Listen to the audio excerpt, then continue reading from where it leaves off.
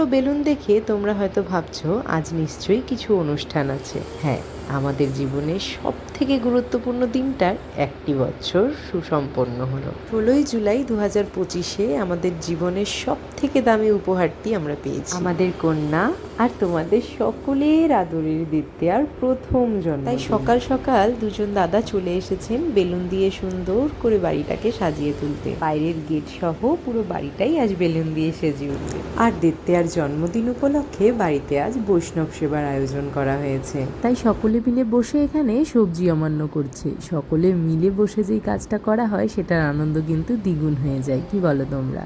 যাই হোক, খানিকটা সবজি আগের দিন রাতে কেটে রাখা আছে, আর যেটুকু যা বাকি আছে সেটুকু আজ সকালে কেটে নিচ্ছে। এদিকে দিদা আর একজন কাকিমণি মিলে ভোগের রান্নাটা বসিয়ে দিয়েছে। আমরা সেভাবে জন্মদিনের কথা কাউকে জানাইনি, তবে বেলুন দিয়ে ডেকোরেশন দেখে আশেপাশের অনেকেই বুঝে গিয়েছিল। সেদিন বারটা ছিল বৃহস্পতিবার আর ছিল রথযাত্রা। আমি গিয়েছিলাম ঠাকুর ঘরে পুজো দিতে, তবে দিত্যা প্রচণ্ড কান্না জুড়েছিল আমার কাছে আসবে বলে। তবে ঠাকুর ঘরে একটা অনুষ্ঠান বাড়িতে বুঝতেই পারো প্রচুর জিনিস ছড়ানো ছোটানো, ওকে নিয়ে ঢুকলে ওর এক্সপ্লোর করার চক্করে আমার নাজেহাল অবস্থা। তাই সেটা তো সম্ভব ছিল না। তবে ওর পাপা যদি বাড়িতে থাকতো ও বেশ কিছুক্ষণ ওকে রাখতে পারতো, কিন্তু যেহেতু বাড়িতে অনুষ্ঠান, ওরও বেশ দৌড়াদৌড়ি চলছিল, বাজার বাড়ি করছিল, তাই ও রাখতে পারছিল না। অবশেষে আমি শুধু লক্ষ্মীর ঘরটা বসিয়েই এসে পড়েছিলাম। পরে বাকি পুজো আমার শাশুড়ি মাই করেছিল। আর আসার সময় আমি ঠাকুর ঘর থেকে বেশ কিছু হলুদ ফুল আর সাদা ফুল নিয়ে এসেছিলাম আমার রাজকন্যাকে স্নান করাবো বলে। সবাই বলছিল আজকে একটু গায়ে হলুদ দিয়ে স্নান করাতে, তাই ওকে আমি এই হলুদ জামাটা পরিয়ে দিয়েছি, সাথে হলুদ ফুল কিছু জলের মধ্যে ছিটিয়ে দিয়েছিলাম। আর ওকে আমি ওর সানগ্লাসটাও পরিয়ে দিচ্ছিলাম, ভাবলাম বেশ সুন্দর সুন্দর কিছু ছবি তুলবো। তবে দেখতেই পাচ্ছ আমি তুলতে চাইলেই যে সে তুলতে দেবে এমনটা তো নয়, কে শোনে কার কথা। আর শুধু সানগ্লাস বলে নয়, আমি লক্ষ্য করেছি ওকে যদি আমি দুটো জুটি বেঁধে নিই বা কোনো রাবার ব্যান্ড বা কোনো ক্লিপ বা যে কোনো ধরনের হেয়ার অ্যাক্সেসরিজ লাগিয়ে দিই, সাথে সাথে সেটা টেনে খুলে দেয়। ও কোনোভাবেই ওর মাথায় কিছু রাখবে না, সেটা খুলে দিতে হয় বা ও নিজেই টেনে খুলে দেয়। এখন হয়তো ওর বিরক্তি লাগে, তবে আরেকটু বড় হলে যখন সাজগোজটা বুঝবে তখন হয়তো রাখবে। মোটামুটি বিয়ে আর জন্মদিন উপলক্ষে আমরা বেশ কিছু জামাকাপড় অর্ডার করেছিলাম, আর সেগুলোর সাথে ম্যাচিং করে হেয়ার ব্যান্ড, জুতো, এরকম অনেক কিছু ছিল।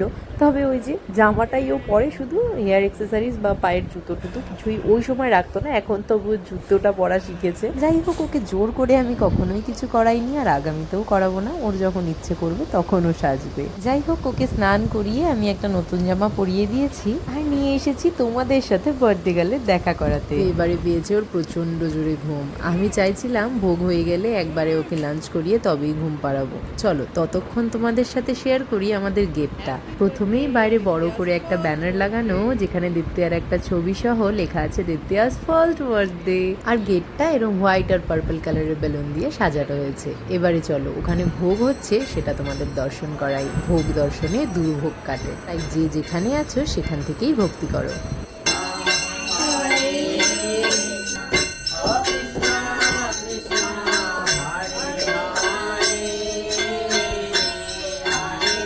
যেহেতু রথ ছিল তাই রথের যাত্রায় যাবে বলে পেছনে দেখতেই পাচ্ছ পূর্ণি এবং ওর বান্ধবী, ওরা কি সুন্দর গোপী ড্রেস পরে তিলক কেটে এসেছে, তাই একটু ভিডিও নিয়ে নিলাম। যাই হোক, এবারে হচ্ছে ভোগ আরতি।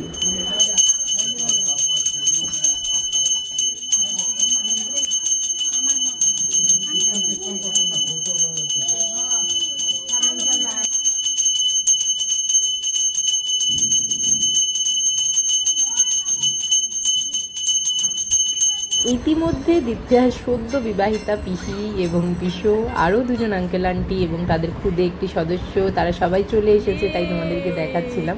আর এখানে দেখো সোনাই সুন্দর করে দিত্যাকে পারস সাজিয়ে দিয়েছে, ভোগের পারস। এখানে সন্ধ্যের জন্য ব্যাকগ্রাউন্ডটা সাজাচ্ছিল, তো সেখানেই ওকে খেতে বসিয়ে দিয়েছি। তো চলো দেখি দিত্যা পারস হাতে পেয়ে কি করে।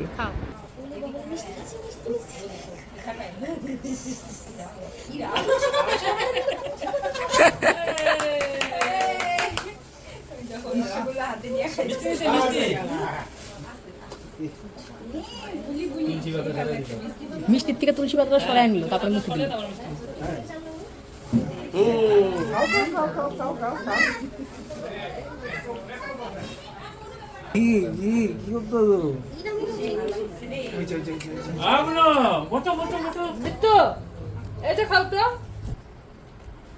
দুই হাত দিয়া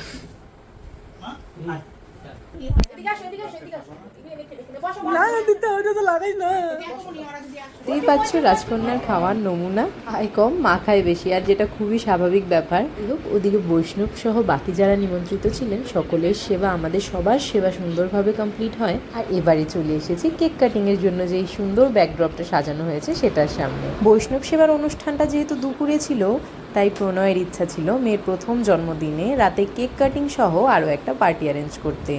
তবে পরের দিনই আমাদের দিল্লি ফেরার ট্রেন ছিল, তাই সেটাই আমি আর ঘাড় পেতে সাহস করে উঠতে পারিনি। তাই রাতের সেলিব্রেশনটা সিম্পল রাখা হয়েছে। এই ধরো কেক কাটিং, একটু আশীর্বাদের পর্ব, পায়েস, মিষ্টিমুখ, এইসব। চলো তাহলে এবারে আমরা সবাই মিলে কেক কাটিংটা করে নিই।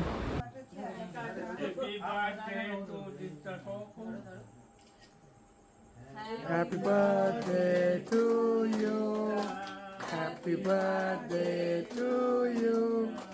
Happy birthday, dear Ditya. Happy birthday to you.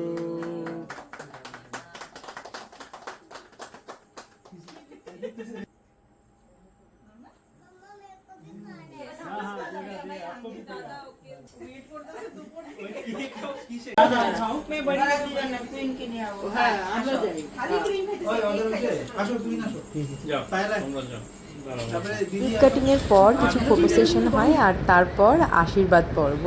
একে একে সবাই আশীর্বাদ করে নিচ্ছে। আর এই একটা জিনিস আমার এত বেশি ভালো লাগে, ধামধূর্প দিয়ে আশীর্বাদ করাটা। বলতে পারো আমরা বাইরে থাকি ঠিকই, কিন্তু আমি চেষ্টা করি যে কোনো ওকেশন আসামে গিয়ে সেলিব্রেট করতে। মানে চেষ্টা করি, প্রত্যেকটাতে যেতে পারি বা না পারি চেষ্টাটা করি, তাতে করে যত কষ্টই হোক না কেন আমাদের, তবে সেলিব্রেশনটা যাতে সকলের সাথে হয়, আত্মীয় স্বজন, বাড়ির লোকজন সবাই মিলে সেলিব্রেট করতে অনেক বেশি আনন্দ হয়। গুরুজনদের আশীর্বাদ পাওয়া যায়। তো দ্বিতীয়ার প্রথম জন্মদিনটাও বলতে পারো আমি চেয়েছিলাম একটু পিছিয়ে আসতে, তাতে করে ওর জন্মদিনটা ওখানে সেলিব্রেট করা যাবে। ছোট হোক কিংবা বড়, যেভাবেই হোক গুরুজনদের আশীর্বাদ যাতেও পায়। যাই হোক, একে একে সকলে আশীর্বাদ করে নিচ্ছে। প্রথমে করলো আমার শ্বশুরমশাই, তারপরে আমার শাশুড়ি মা, এবারে করছে আমার মা, তারপর একে একে আমরা সবাই করব। তো দেখতে থাকো, আমি অবশ্যই তোমাদের সাথে পরিচয় করিয়ে দেবো।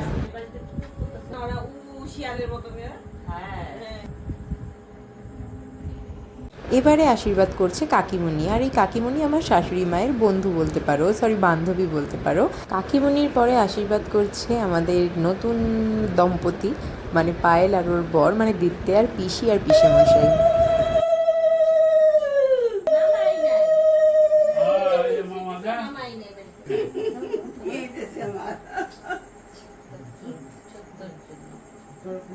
দিদিমণি চশমা পরিয়া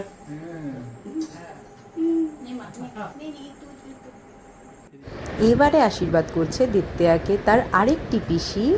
সম্পর্কটা আমি বুঝিয়ে দিই, ইনি হচ্ছে পায়েলের ননদ।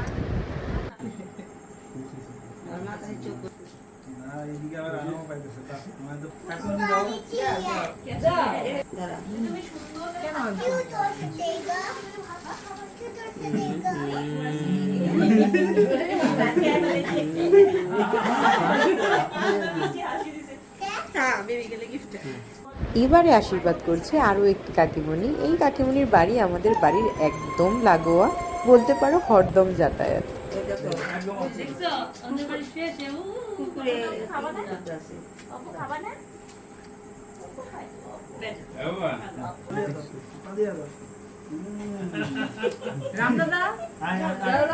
এবারে আশীর্বাদ করছে রামদাদা। রামদাদা হচ্ছে প্রণয়ের বন্ধু কাম ভাই বলতে পারো।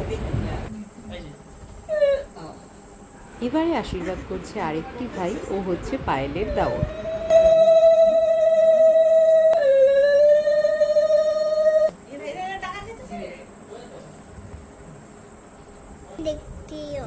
এবারে আশীর্বাদ করছে দিত্যার মামা, আর ও কেক কাটিং এর সময়টা মিস করে গেছে। অ্যাকচুয়ালি ও রথ টানতে গিয়ে আটকে পড়েছিল, আসতে পারছিল না, তবে আশীর্বাদের আগে ঠিক পৌঁছে গেছে। অ্যাকচুয়ালি কেক কাটিংটা আমি একটু তাড়াতাড়ি অ্যারেঞ্জ করছিলাম, আর ওয়েট করতে পারছিলাম না, কারণ পায়েলরা বেরিয়ে যাবে আর অনেকটা পথ যেতে হবে ওদের, তাই খুব একটা বেশি রাত করাও ঠিক না। এবারে আশীর্বাদ করছে দিত্যার পাপা।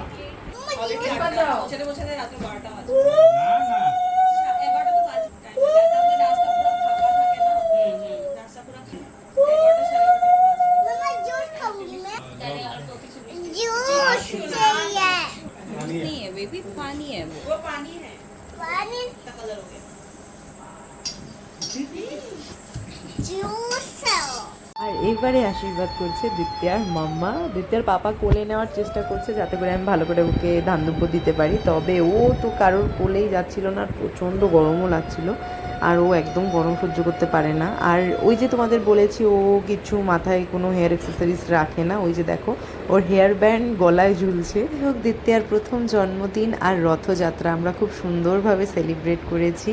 তোমরা কেমন কাটালে সবটা জানিও পারলে কমেন্টে। সবাই দিত্যাকে প্রাণ ভরে আশীর্বাদ করো, ও যেন একজন ভালো মানুষ হতে পারে। পাড়ার বাচ্চারা মিলে রথ সাজিয়েছিল, ওরা রথ টানতে টানতে বাড়িতে এসেছিল। এই ক্লিপটা আমি শেষে অ্যাড করে দিলাম। জয় জগন্নাথ বলে ব্লগটা এন্ড করছি। কেমন লাগলো লিখে জানিও। ভালো থেকো সবাই, আজ আসি, টাটা।